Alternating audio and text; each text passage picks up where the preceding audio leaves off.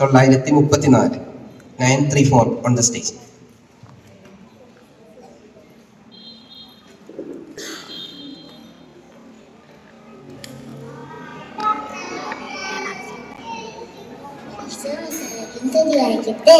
കൂട്ടുകാരെ, ഞാൻ ഇവിടെ ഒരു കഥ പറയുകയാണ്. ഉണ്ണീശ്വര ജന്മദിന സമ്മാനം. നമ്മളെല്ലാവരും ഉണ്ണീശ്വര ജന്മദിനം ആഘോഷിക്കാറുണ്ട്.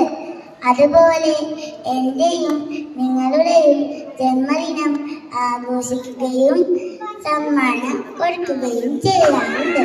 പക്ഷേ ഉണ്ണീശ്വര ജന്മദിനം വളരെ പ്രധാനപ്പെട്ടതാണ്. അതുകൊണ്ടാണ് ഉണ്ണീശ്വര ജന്മദിനം ക്രിസ്മസ് എന്ന് പറയുന്നത്. എൻ്റെ പപ്പ പറഞ്ഞു ഈ വർഷത്തെ ക്രിസ്മസ് വളരെ നന്നായി ആഘോഷിക്കണമെന്ന്. ഉണ്ണീശ്വരക്ക് നല്ലൊരു സമ്മാനം കൊടുക്കണമെന്നും പറഞ്ഞു.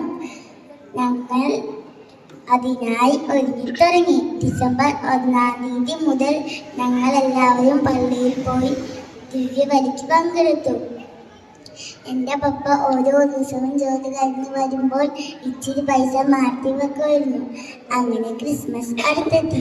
പുതിയ ഉടുപ്പുകളും പുൽക്കൂടും വാങ്ങാനായി ഇരുന്നപ്പോഴാണ് എത്തിക്കുന്ന വാർത്ത അറിഞ്ഞത്.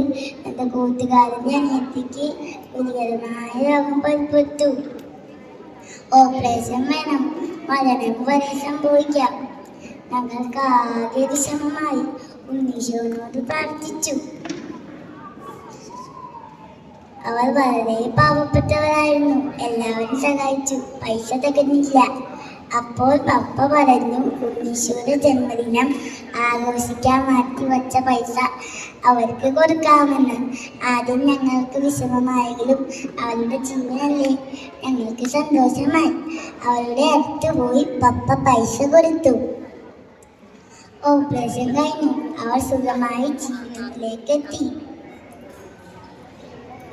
എൻ്റെ പപ്പ പറഞ്ഞു ഞാൻ ആർക്കെങ്കിലും സഹായം ചെയ്യുന്നത് അത് ഈശോക്കാണ്. ഈശോക്ക് വളരെ സന്തോഷമായിട്ടുണ്ടാവും. പാവപ്പെട്ടവരെയും അസുഖമുള്ളവരെയും ഈശോ സുഖപ്പെടുത്തിയില്ലേ. ഞങ്ങൾ എൻ്റെ കൂട്ടുകാരൻ്റെ അനിയത്തിനെ കൊണ്ട് പള്ളിയിൽ പോയി. പുൽക്കൂട്ടി കിടക്കുന്ന ഉണ്ണീശോനെ നോക്കി പറഞ്ഞു, ഉണ്ണീശോയെ, നീ സഹായം ചെയ്യാൻ പഠിപ്പിച്ച നിനക്കുള്ള എൻ്റെ സമ്മാനമാണ് ഈ അനിയത്തിക്കുട്ടി. കൂട്ടുകാരെ, എല്ലാവർക്കും കഥ ഇഷ്ടമായോ? നന്ദി, നമസ്കാരം.